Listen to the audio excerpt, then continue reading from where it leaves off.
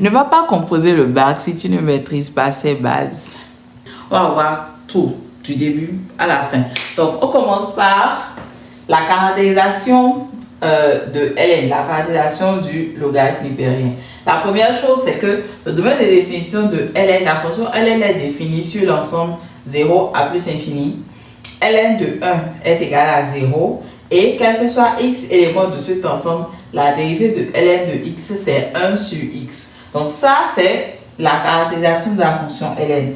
Ensuite, nous allons voir la variation et les conséquences. La fonction Ln est croissante sur son domaine de définition. Et le fait que Ln est croissante sur son domaine de définition fait que lorsque vous prenez deux éléments du domaine AB, Ln de A inférieur à A inférieur à B implique que Ln de A est inférieur à Ln de B.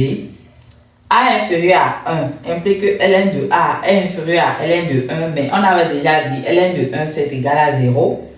A supérieur à 1 implique que Ln de A est supérieur à Ln de 1.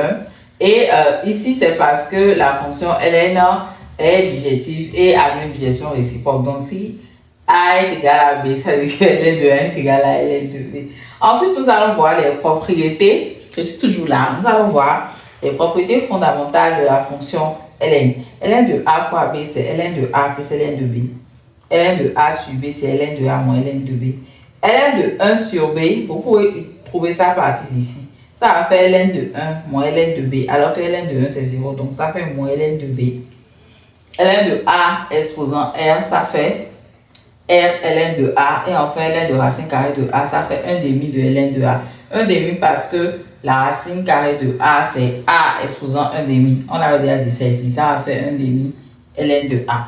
Maintenant, nous allons voir les limites remarquables de Ln. Nous avons Ln de x, la limite de Ln de x.